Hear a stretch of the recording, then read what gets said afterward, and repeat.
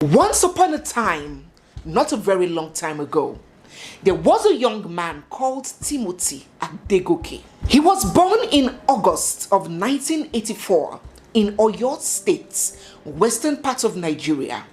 There he attended his primary and secondary education. When he graduated from high school, Timothy then proceeded to the Polytechnic Ibadan for his tertiary education. Having completed his course at the Polytechnic, this young man, who so many people describe as industrious and unrelenting, secured a job with Xiamen Winstone, a professional Chinese granite, slate and special intelligence and skills.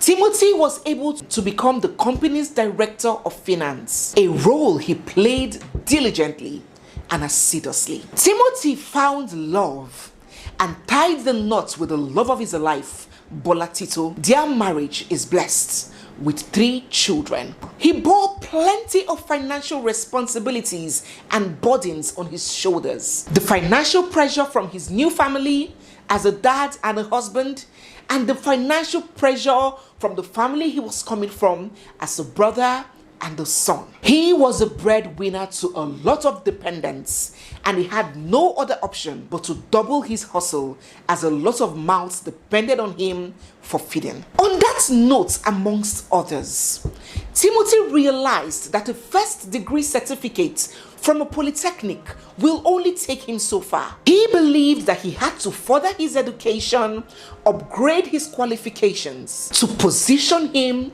for more rewarding opportunities. Hence, the 37-year-old father of 3 struggled and was able to secure admission at the Obafemi Awolowo University to obtain an MBA in accounting. He was grateful for the opportunity. Timothy was resident in Abuja, so periodically he would leave the capital city of Abuja in the north and travel all the way to the south to a town called Ife in Osun State. He will go to the Obafemi Awolowo University Distant Learning Center there in Moro to take exams and attend to other important school activities. Past receipts and verbal testimonies from Bola Tito, Timothy's wife, revealed that he usually lodged in a hotel called the Hilton Royal Hotel, located there in Ife. On the 5th of November 2021,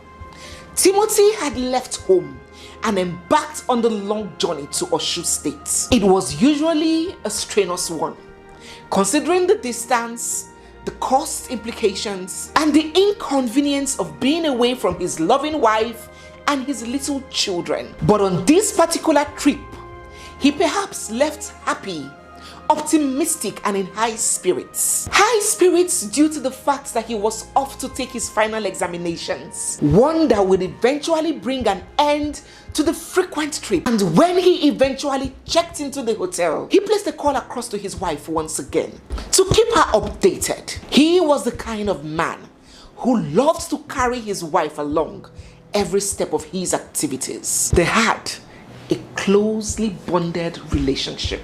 About 8 p.m., they said their goodbyes and she went to bed. But that would be the very last time that Bola Tito would ever get to hear the voice of her husband. While testifying as a witness in a trial that will eventually ensue, Bola Tito narrated that the next day, Saturday, November 6th of 2021, the day her husband was supposed to take the exam, she waited in vain for his call but never got it. It was common practice between them for him to always call her to inform her when he's about to get into the examination hall. So it was disturbingly unusual for her. Bola Tito broke down and began crying. She continued calling his phone non-stop until 4 p.m. in the evening. There was no response. Her panic began growing. That night, Bola Tito didn't get a wink of sleep. She stayed up all night, hoping and praying that her husband was safe and well. But was he?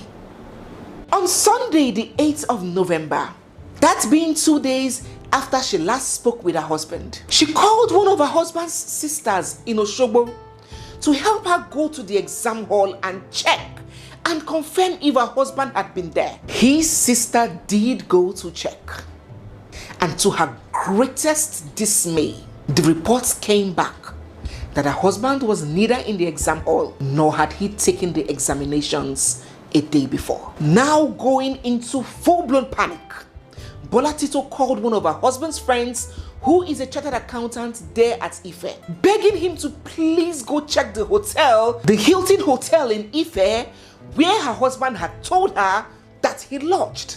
He did go, and when he got there, he was informed by members of staff of that hotel that nobody bearing that name lodged into the hotel. Bola Tito felt her spirit leave her body. She checked some documents of her husband from previous trips, previous receipts, and she saw receipts of the Hilton Hotel.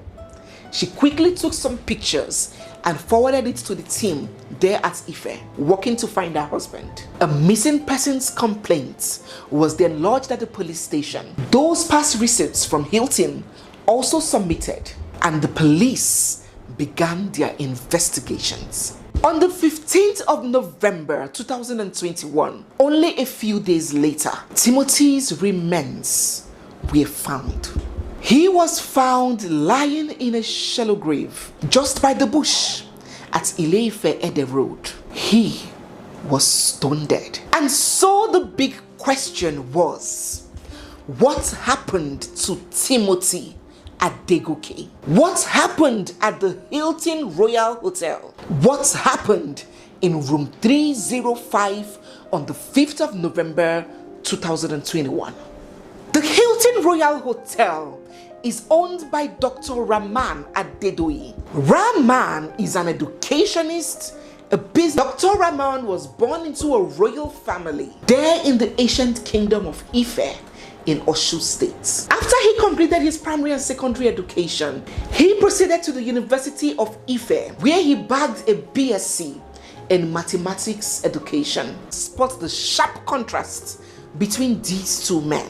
We have Timothy on the one hand, poor background, struggling young man, no connections, no godfather, no royal blood, swimming against the high tides to keep his head above water. And on the other hand, we have Dr. Rahman, purple blood, rich and influential, well-traveled, connected, highly educated, serial business tycoon. But these two men, in a sick twist of fate, would bring about the deaths of each other.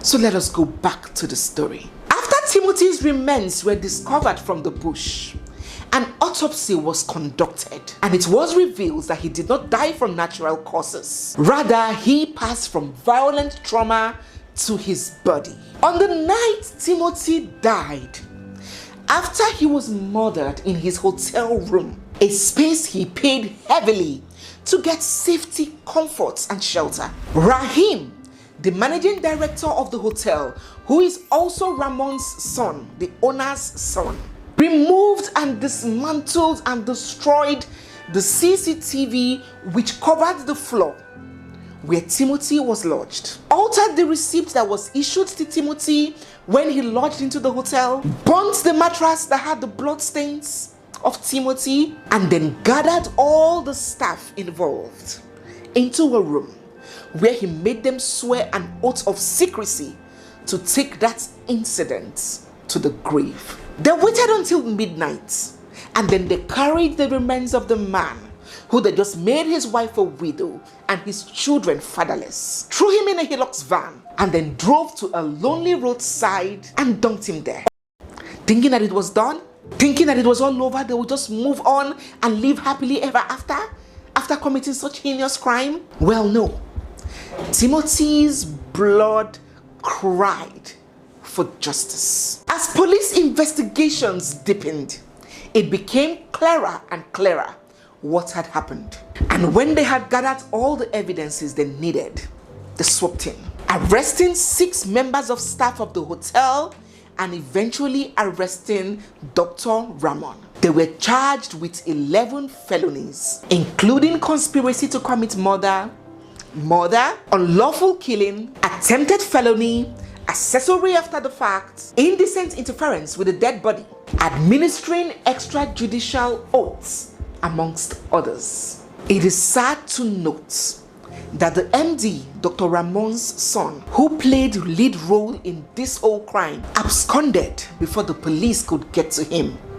He remains at large until this moment. This ugly development sparked widespread outrage. A lot of people were demanding justice, insisting that this case must not be swept under the carpet because of the man involved is rich and influential. It was popularly believed that Timothy was killed for ritual purposes and was immediately disposed when they got the inkling that his wife was looking for him and the police was involved. A lot of people even suspected that Timothy may not be the first victim in that hotel and that it's for a proper and befitting burial. He was buried amidst heartbreak, tears, and wailing. The matter was charged to court. So the case began in court with the Chief Judge of Osun State, Justice Adepele Ojo, sitting as presiding judge, and popular human rights lawyer Femi Falana standing as counsel to the deceased family. After a, well, not so lengthy trial by Nigeria's standards, a few hours ago, the Honorable Justice Ojo have finally pronounced judgment. Long awaited, highly anticipated judgment. Having critically reviewed and weighed the evidences from both parties, the prosecution and the defendants, the judge found Dr. Ramon, the owner of the Hilton Royal Hotel, and 2 others guilty of the offense of murder. Thus, they have been sentenced to die by hanging.